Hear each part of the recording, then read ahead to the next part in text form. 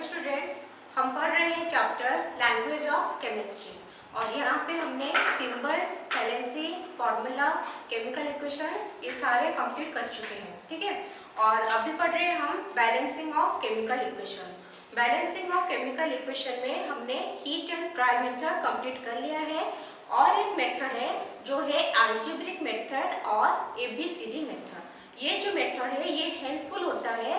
Complicated reaction अगर कुछ रहा तो उसको भी हम कैसे उस इक्वेशन को बैलेंस करेंगे, इसमें ये बहुत यूजफुल होता है। ठीक है, क्योंकि अगर हीट एंड ट्रायल मेथड को देखेंगे तो उस केस में जो इजी रिएक्शन है वो रिएक्शन बैलेंस हो सकता है, लेकिन अगर थोड़ा कॉम्प्लिकेटेड रिएक्शन आया, जैसे रिएक्टेंट में 2 या 3 रिएक्टेंट रहा, प्रोडक्ट साइड में 3, 4, 5 ऐसा नंबर ऑफ प्रोडक्ट रहा, तो उस केस में हीट एंड ट्रायल मेथड में बैलेंस नहीं हो सकता। ठीक है, तो उस केस में हम क्या करेंगे, यही एबीसीडी मेथड जो है उसको फॉलो करेंगे। ओके, तो स्टार्ट करते हैं। तो पहले एक सिंपल सा रिएक्शन लेंगे, सिंपल सा केमिकल इक्वेशन, उसको बैलेंस करने को ट्राई करेंगे। ठीक है, तो हमारा फर्स्ट जो इक्वेशन है वो है N2 + H2 gives NH3। Okay, तो अभी बैलेंस करने के लिए क्या होता है, कोई भी रिएक्टेंट हो या प्रोडक्ट हो उसके सामने कुछ नंबर रहता है। ओके, कोई नंबर ऑफ मॉलिक्यूल्स रहता है, लेकिन अभी हमें नहीं पता कि यहाँ पे नंबर ऑफ मॉलिक्यूल्स कितना है। ठीक है, तो हम क्या करेंगे, यहाँ पे एक एक वेरिएबल पुट करेंगे। नाइट्रोजन से स्टार्ट हो रहा है, यहाँ पे लिखेंगे स्मॉल a, मतलब small a number of molecules of nitrogen present है। ओके, उसी तरह हाइड्रोजन के सामने लिख लेंगे B, इसका मतलब B मॉलिक्यूल्स ऑफ H2, और NH3 के सामने लिखेंगे C, जिसका मतलब है C molecules of NH3। Okay, ये A, B, C का वैल्यू क्या है हमें नहीं पता, ये हमें निकालना है। ठीक है, कैलकुलेट करके इक्वेशन लिख के हमें निकालना है। हो सकता है कि A, B, C तीनों का वैल्यू डिफरेंट आए, या ये भी हो सकता है ये तीनों वेरिएबल में से कोई 2 वेरिएबल का वैल्यू सेम भी आए। ठीक है, तो ये हो गया, हमें नहीं पता कितना नंबर है, तो हम क्या किए, 3 तो वेरिएबल A, B, C यहाँ पुट कर लिए। ठीक है, तो अभी हमें नेक्स्ट क्या करना है, नेक्स्ट ईच एलिमेंट का number of atom in LHS मतलब in reactant side and in RHS मतलब इन प्रोडक्ट साइड में हमें इक्वेट करना है। ठीक है, ये तो पता है क्योंकि हमें बैलेंस जो करना होता है, बैलेंस का रूल ही वही होता है कि number of atom of each element in both the side should be equal. तो पहले हम यहाँ पे क्या है, नाइट्रोजन है, पहले नाइट्रोजन के एटम को लेंगे। तो नाइट्रोजन के एटम लेफ्ट हैंड साइड में कितना है, 2 × A, कितना है 2A। Okay, that should be equal to number of atom of nitrogen in product side. Product side में नाइट्रोजन का एटम कितना है, C है, तो यहाँ पे क्योंकि दोनों साइड में number of atom should be equal, तो यहाँ पे हम लिख सकते हैं कि 2A = C। ठीक है, नेक्स्ट नाइट्रोजन के बाद कौन आ रहा है, हाइड्रोजन। हाइड्रोजन के लिए लेफ्ट हैंड साइड में टोटल एटम कितना है, B, यहाँ पे 2 है, तो ये हो गया 2B, that is equal to right hand side में कितना है, 3 × C, ये हो गया 3C। ठीक है, तो अभी दो ही एलिमेंट है, दोनों को हमने दो साइड में रिएक्टेंट और प्रोडक्ट साइड में इक्वल करके लिख दिया है। ओके, तो अभी हम क्या करेंगे, ये हमारे पास कुछ रिलेशन है। अभी ये करना है कि ये तीनों वेरिएबल में से किसी एक वेरिएबल का वैल्यू हमें 1 लेना है। ठीक है, मतलब वो 1 होगा कि नहीं होगा वो आगे चल के निकल जाएगा। ठीक है, लेकिन हम उसको 1 मान के उसी के हिसाब से बाकी का वैल्यू निकालेंगे। ठीक है, तो पहले क्या करना, अच्छा अभी हम ये देखेंगे कि कौन सा वेरिएबल का वैल्यू 1 होगा। कौन सा वेरिएबल का वैल्यू 1 होगा, पहले हम वो वेरिएबल सिलेक्ट करेंगे जो मैक्सिमम इक्वेशन में रह रहा है। ठीक है, दो चीज देखना है, एक देखना है कि मैक्सिमम इक्वेशन में कौन सा वेरिएबल रह रहा है, ठीक है, और सेकंड देखना है कि कौन सा वेरिएबल का वैल्यू स्मॉल आ रहा है। ओके, ये दोनों को देखेंगे फिर हम उसका वैल्यू 1 लेंगे। अच्छा देखो, ये इक्वेशन में भी स्मॉल सी है, ये इक्वेशन में भी स्मॉल सी है, ठीक है, मतलब ये दोनों इक्वेशन में सी जो है वो कॉमन है। तो इसमें से अगर हम c का वैल्यू 1 ले लेंगे तो हम इजीली a और b का वैल्यू कैलकुलेट कर सकते हैं, ठीक है। तो क्या करेंगे, लेट c इक्वल टू 1 हो गया। अगर c इक्वल टू 1 रहा तो a का वैल्यू क्या निकलेगा, a का वैल्यू निकलेगा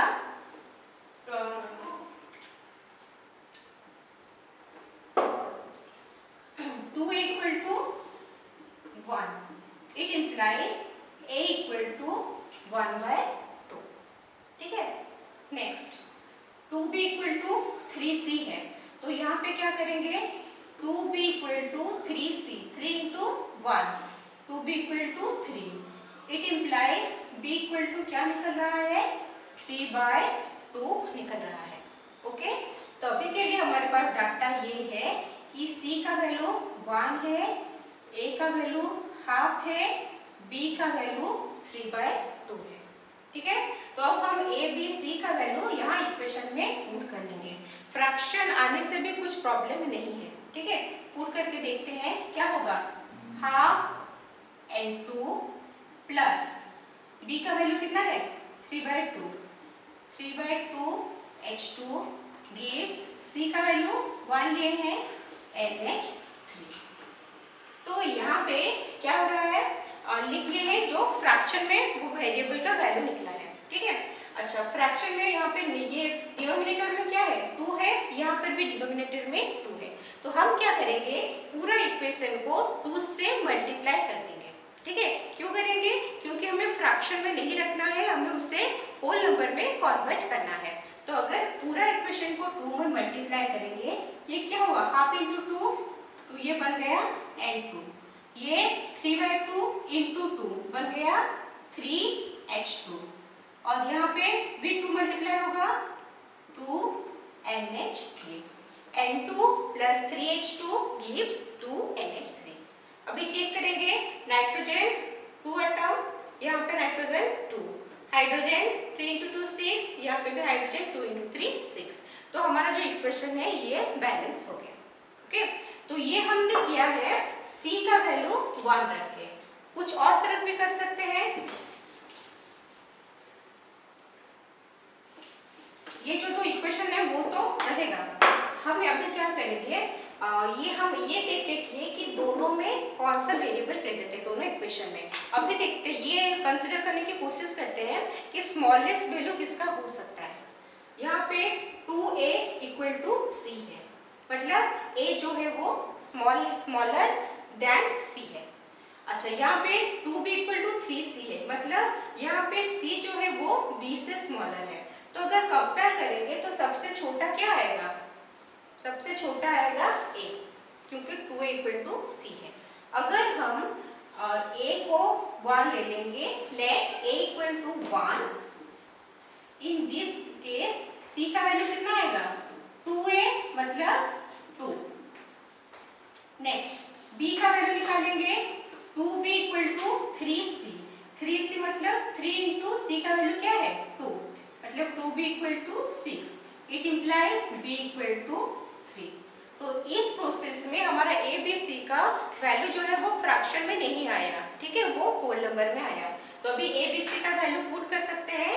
a का वैल्यू कितना है 1, n2 प्लस b का वैल्यू 3, 3h2 गिव्स c का वैल्यू 2, 2NH3, ठीक है। तो इसके पहले मेथड में जब किए थे तभी भी हमारा यही वाला इक्वेशन आया था बैलेंस होने के बाद, और अभी भी यही वाला भी आया है, ठीक है। तो कोई भी वेरिएबल को हम 1 ले सकते हैं। चेक करना है कि वो सारे में आइदर रह रहा है सारे इक्वेशन में, या फिर उसका वैल्यू जो है वो सबसे कम हो रहा है, ठीक है। ओके, नेक्स्ट क्वेश्चन करेंगे।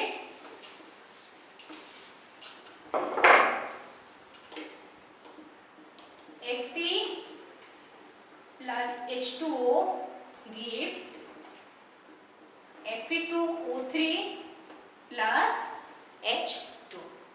ठीक है, तो अभी क्या करेंगे, पता नहीं कितना नंबर है यहाँ पे मॉलिक्यूल्स, तो वेरिएबल पुट करेंगे।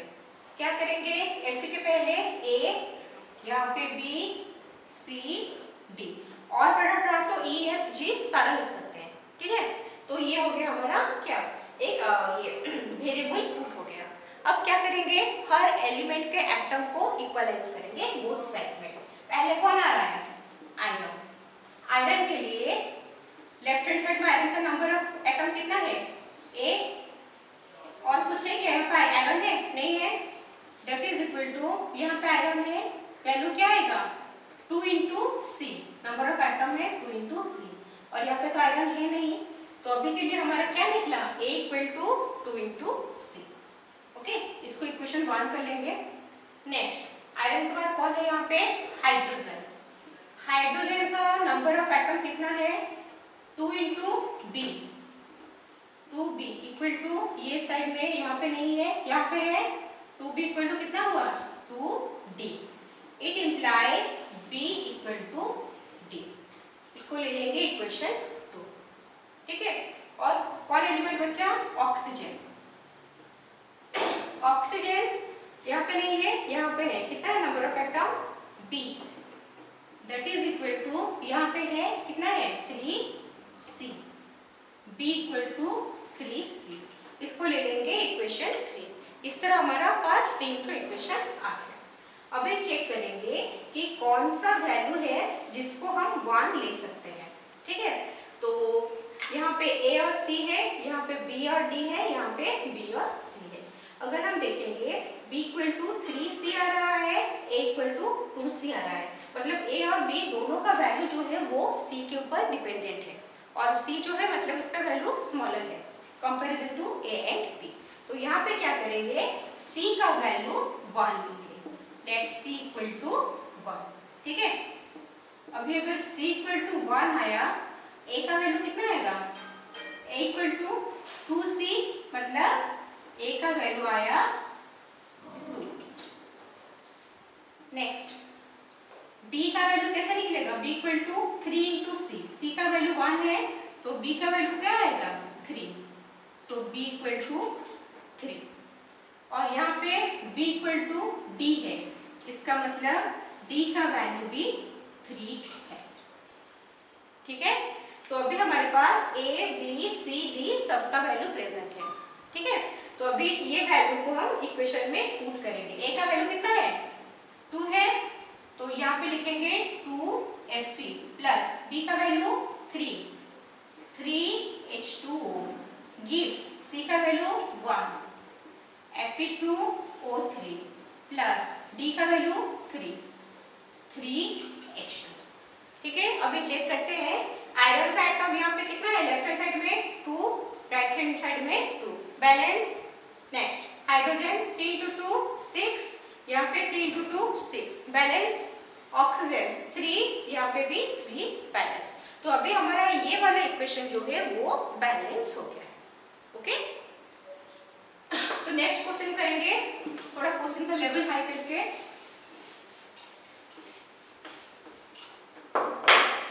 नंबर 3 में PbNO3 gives PbO plus NO2 plus O2। ठीक है, अच्छा तो अभी वही करना है, A, B, C, D। Okay, पहले किसका देखेंगे, Pb से स्टार्ट हो रहा है, Pb का देखेंगे। Pb का number of atom A, that should be equal to, यहाँ पे Pb यहीं पे है, कितना है B, so A equal to B, equation 1। Pb के बाद कौन आ रहा है N, नाइट्रोजन। नाइट्रोजन का नंबर ऑफ एटम कितना है, यहाँ पे बाहर ब्रैकेट के बाहर 2 है, यहाँ पे A है, 2A that is equal to, यहाँ पे नाइट्रोजन यहीं पे है, क्या है 2C, 2 into C, इक्वेशन नहीं, इसको इक्वेशन 2 नहीं करेंगे, 2A इक्वल टू 2 से निकला, it implies A equal to C। इसको करेंगे करेंगे इक्वेशन 2। ठीक है, नेक्स्ट और नाइट्रोजन का हो गया। नेक्स्ट आया ऑक्सीजन का। ऑक्सीजन का यहाँ पे क्या है, 3 इंटू 2 6, बाहर है A, 6A, that is equal to oxygen यहाँ पे है ना, क्या है यहाँ पे PbO में B, प्लस NO2 में भी है 2 इंटू C, प्लस D में भी है यहाँ पे 2 इंटू D, इक्वेशन 3। तो सारे एलिमेंट का हमारा हो गया। ठीक है, तो A इक्वल टू B निकला पहले में, नेक्स्ट में निकला 2A इक्वल टू क्या 2C की नहीं, नाइट्रोजन तो C है, एक ही है, 2A इक्वल टू C।